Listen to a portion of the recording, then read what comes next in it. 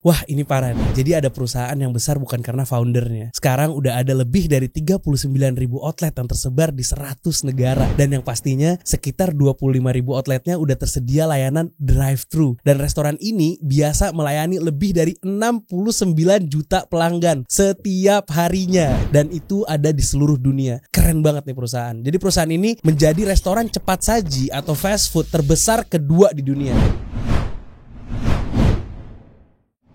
Bismillah, assalamualaikum warahmatullahi wabarakatuh. Perusahaan yang gue maksud adalah McDonald's. Siapa sih yang belum pernah nyobain makanan di McDonald's atau nyobain layanan drive-thru-nya? Kalau udah kayak gini gue langsung kebayang nih. Gue kebayang cheeseburgernya, french fries-nya, apple pie-nya, dan yang paling gak boleh ketinggalan ice cream McFlurry-nya itu enak banget. Gue sendiri baru beli kemarin yang pakai Oreo tuh, enak banget, luar biasa. Dan walaupun McDonald's terkenal dari negeri Paman Sam alias Amerika Serikat, tapi fun fact-nya McDonald's bukan buatan orang Amerika, melainkan buatan dua orang bersaudara yang lahir dari pasangan imigran gelap di Irlandia, yaitu Patrick dan Margaret McDonald's, yang sangat miskin. Mereka tinggal di pedesaan Hampshire, negara bagian yang terletak di Inggris. Siapa sih dua orang bersaudara yang sukses membuat resep cheeseburger McDonald's yang sampai sekarang masih bisa kita nikmati? Jadi dua bersaudara itu namanya Maurice McDonald's atau yang biasa dipanggil dengan Mac, dan adiknya bernama Richard McDonald's atau yang biasa dipanggil dengan Dick. Kisah ini dimulai di tahun 1900-an ketika McDonald's family tertimpa musibah. Jadi ayahnya yang udah bekerja selama 42 tahun di sebuah pabrik sepatu tiba-tiba di PHK tanpa pesangon, sehingga Patrick tidak memiliki penghasilan untuk biayai anak-anaknya, dan Patrick pun bengong-bengong nih duduk di depan pintu. Lalu saat itu Dick McDonald's, anaknya sendiri, ngeliat bapak yang lagi bengong-bengong, mungkin lagi mikirin gimana ke depannya, biayain anaknya dan lain-lain. Dia menghampiri ayahnya dan dia berkata, "Ayah, pasti aku akan menjadi milioner suatu saat nanti." Anak umur 8 tahun bisa ngomong kayak gitu. Impian yang sangat besar yang keluar dari mulut seorang anak yang berusia 8 tahun tadi. Dan semakin McDonald's Brother besar, mereka menyadari bahwa daerah tempat tinggalnya di New Hampshire tidak memiliki banyak hal untuk mereka eksplor, sehingga mereka tidak memiliki kehidupan yang layak. Setelah Mac and Dick McDonald's lulus SMA, mereka pindah ke Hollywood untuk mengejar impiannya menjadi milioner tadi. Ini bisa jadi insight banget buat kita. Jadi seorang milioner itu nggak terlahir dari mental yang miskin. Kalau kalian mau jadi milioner, kalian harus punya mental yang kaya. Kaya yang gue maksud di sini bukan kaya materi, karena McDonald's Brothers tadi bukan datang dari orang yang kaya secara materi, tapi optimisme dan mental baja dalam mencapai sebuah tujuan mereka yang baik. Juga kaya dalam arti kaya wawasannya dan banyak pengalamannya, dan semakin banyak pengalaman yang kita jalani, kita tahu banget bagaimana solving the problem yang sedang kita hadapi. Dan pastinya hal-hal yang kayak gini nih bisa bikin mental kita tambah kuat dan siap menghadapi segala rintangan dalam menuju kesuksesan yang kita impikan.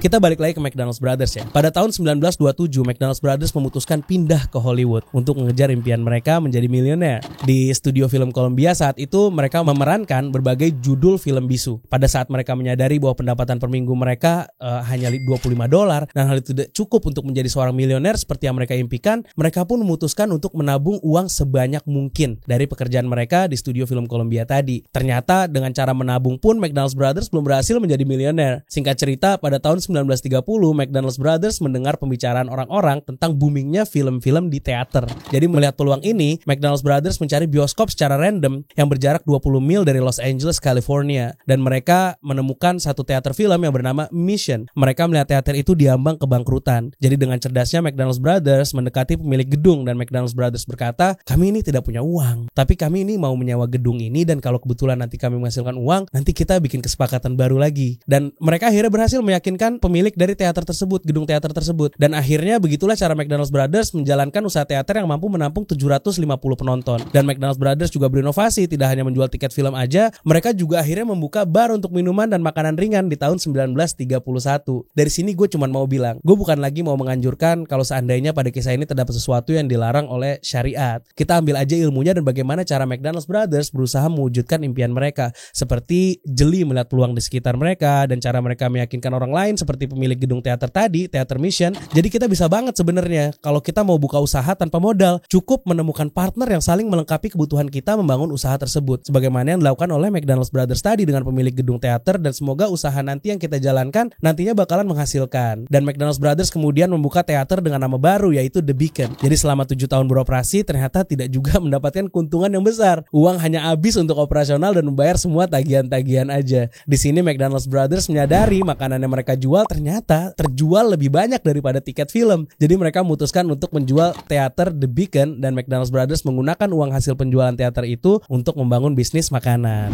Nah, pada tahun 1937 McDonald's Brothers kemudian membuka kedai makanan pertamanya yang bernama Erdo. Dome. Waktu itu usaha yang mereka bangun masih dalam bentuk kios makanan berbentuk segi 8 di dekat bandara Monrovia di sepanjang Route 66 California. Hotdog dan hamburger adalah makanan pertama yang dijual dengan harga masing-masing cuma 10 sen, minuman orange juice-nya cuma 5 sen. Usaha ini pun berjalan lambat. Lagi dan lagi McDonald's Brothers kekurangan uang untuk mengembangkan usaha mereka, dan pada tahun 1940 McDonald's Brothers sudah mencoba meminjam ke sana kemari untuk menyupport usahanya, dan hampir setiap bank menolak mereka kecuali Bank Amerika yang meminjamkan kepada McDonald's Brothers ini $5.000. Nah, ini relate banget sama kita-kita para pengusaha yang lagi dalam fase ini. Semoga bisa sukses ke depannya ya, daripada McDonald's. Let's don't ever give up. Nah, kalian yang sekarang lagi usaha dan butuh suntikan dana, jangan coba-coba financing dulu kalau gue saranin. Apalagi ke bank. Kalau bisa kita harus mengurangi resiko hutang dengan bunga yang besar. Selain tidak sesuai dengan syariat, bakalan pusing juga kita nanti bagaimana kalau pemasukan masih kecil tapi harus bayar cicilan plus bunganya. Jadi jangan pernah coba-coba financing kalau modal usaha kita belum proven. Kita lanjut lagi ke Mac and Dick McDonald's Brothers. Dengan pinjaman itu, McDonald's Brothers memindahkan semua kios makanannya ke San Bernardino di California, yang mayoritas penduduknya rata-rata pekerja dengan populasi 100.000 jiwa. Dan McDonald's Brothers pun memulai memperbaharui menu dengan total 25 item menu, yang sebagian besar terbuat dari barbecue, dan juga tentunya merubah nama Air Dome menjadi McDonald's Barbecue. Jadi sejak didirikannya layanan Car Hop Drive-In, dan untuk yang belum tahu Car Hop Drive-In itu apa, gue jelasin. Car Hop Drive-In itu sistemnya semua pelanggan itu memesan dari mobil di tempat parkiran dan dilayani dengan pelayan. Hal ini menjadi booming, dan setelah McDonald's Brothers mengamati usia pelanggannya rata-rata itu remaja dan pria di atas 20 tahun,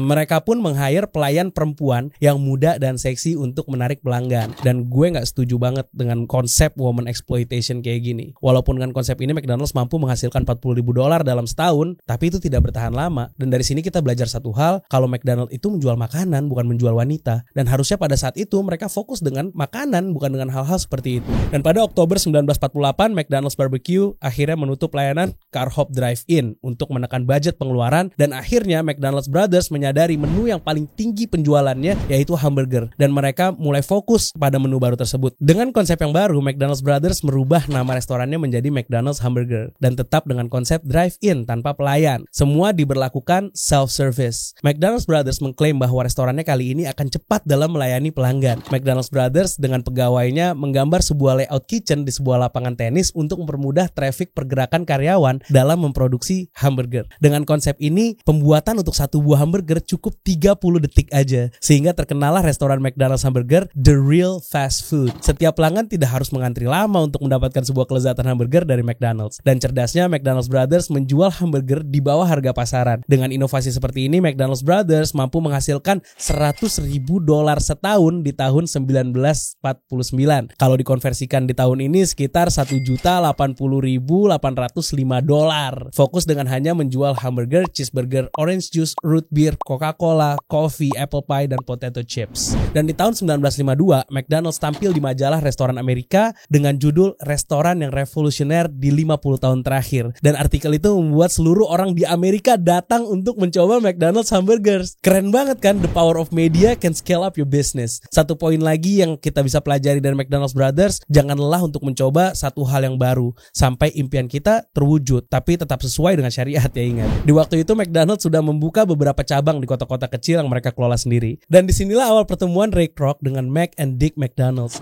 Ray Kroc, seorang sales milkshake multi-mixer machine, datang ke restoran McDonald's Brothers di daerah San Bernardino, California. Di Amerika, saat itu McDonald's Brothers memesan 8 milkshake multi-mixer machine dari perusahaan tempat Ray Kroc bekerja. Ketika Ray melihat pelanggannya McDonald's Hamburger sangat ramai dan semua orang sangat bahagia saat melahap sebuah hamburger, dari sana dia mulai berpikir sebuah peluang bisnis yang sangat menjanjikan. Berkali-kali Ray Kroc membujuk McDonald's Brothers untuk mengembangkan restorannya. Namun mereka tidak mau karena tidak punya quality control. Jadi mereka tidak punya quality control yang baik, dan bagaimana cara mereka menjaga standar rasa di setiap outletnya supaya nggak berubah. Poin berikutnya yang harus kita garis bawahi di sini, mereka sangat concern terhadap quality control dan standar rasa setiap hamburgernya. Ini yang harus kita pelajari dari McDonald's Brothers. Mereka mencoba segala hal, dari menjual 25 menu makanan sampai mereka sekarang hanya berfokus kepada 2 menu saja, yaitu hamburger dan cheeseburger. Simply by process itu rumusnya. Sesimpel itu, dan jangan terlalu banyak memikirkan varian. Fokus dulu sama satu produk yang kita anggap akan berhasil. Ini namanya product market fit. Ketika lo udah mampu memenuhi dan memuaskan kebutuhan pasar, dengan otomatis produk yang lo punya akan disebarkan mouth to mouth. Cerdas kan? Lo gak perlu bayar banyak untuk promosi. Promosi itu datang secara gratis dari pelanggan lo yang puas. Kita balik lagi ke McDonald's. Day by day, Ray Kroc membujuk McDonald's Brothers untuk mengembangkan usahanya dengan cara franchise. Dan Ray Kroc juga sudah menemukan sebuah value system dari McDonald's akan menjadi restoran besar yang luar biasa. Semua orang yang datang akan membagikan pengalaman mereka. Bagaimana indahnya makan di bawah Golden Arches, tidak hanya hamburger yang enak, dan yang datang ke sini tidak hanya keluarga atau komunitas-komunitas tempat ini akan menjadi berkumpulnya orang-orang Amerika untuk menyantap sebuah roti, dan McDonald's bisa menjadi sebuah gereja baru di Amerika, di mana setiap orang akan memberikan makanan pada dirinya dan jiwanya, bukan hanya pada hari Minggu saja, tapi setiap hari. Begitulah cara Ray Kroc meyakinkan McDonald's Brothers, dan akhirnya mereka membuat kesepakatan. Dan dari situ Ray Kroc mendapatkan 3 relasi yang mau kerjasama dengan franchise-nya, dan franchise ini bernama McDonald's. Perjuangan Ray dimulai dari mencari orang yang mau mengambil franchise-nya, dan 3 orang pertama yang tertarik adalah teman dekatnya. Namun semua itu tidak berjalan dengan mulus karena 3 outlet itu tidak memenuhi standar yang dibuat oleh McDonald's. Dan dari sini dia berpikir setiap cabang harus memiliki manajer restoran untuk mengawasi quality control.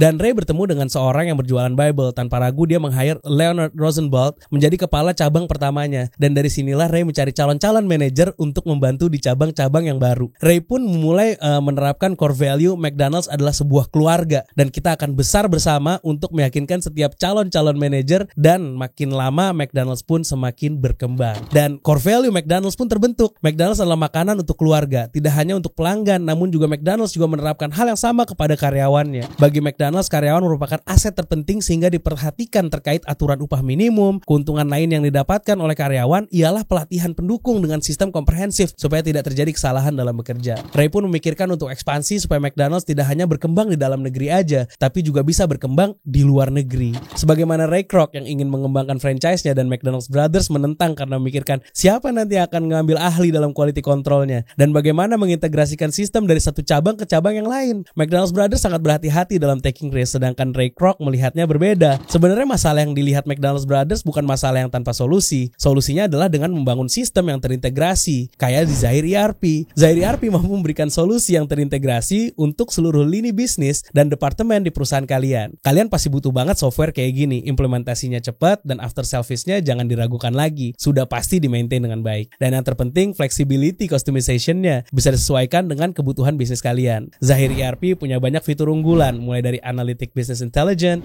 Digital Approval, Application Programming Interface, semua itu terintegrasi dan dapat disajikan reportnya secara real time. Nah, tunggu apa lagi? Buruan scan QR di bawah ini atau link di description. Yang scan sekarang free konsultasi tentang permasalahan perusahaan kalian dengan CEO Zahir langsung, dan juga mentor saya Dr. Muhammad Ismail dan timnya. Sudah lebih dari 100.000 pebisnis yang mengembangkan perusahaannya bersama Zahir. Zahir ERP taking you to the next level. Kita balik lagi ke McDonald's dan Ray Kroc. Pada tahun 1956, Ray Kroc bertemu dengan Harry J. Sunburn. Dia adalah VP Finance Tasty Freeze. Tasty Freeze ini adalah restoran cepat saji di Amerika yang khusus menjual es krim. Harry menawarkan ide untuk mempercepat pertumbuhan dan tingkat investasi dari operasi McDonald's yang direncanakan. Harry pun melihat value yang dibangun oleh McDonald's restoran, yaitu restoran yang ramah untuk keluarga, dan pastinya ke depan usaha seperti ini akan berkembang pesat. Dan dari sanalah memiliki ide untuk membuat sebuah agensi terpisah untuk menangani real estate McDonald's franchise dengan nama Franchise Realty Corporation Agency. Ini khusus menangani lokasi yang akan dibangun McDonald's restoran nantinya. Jadi ketika orang mau mengambil franchise, pihak McDonald's akan menawarkan lokasi-lokasi strategis untuk membuka franchise McDonald's. Cerdas banget nih, makanya nggak heran rata-rata orang menjuluki McDonald's bukan perusahaan franchise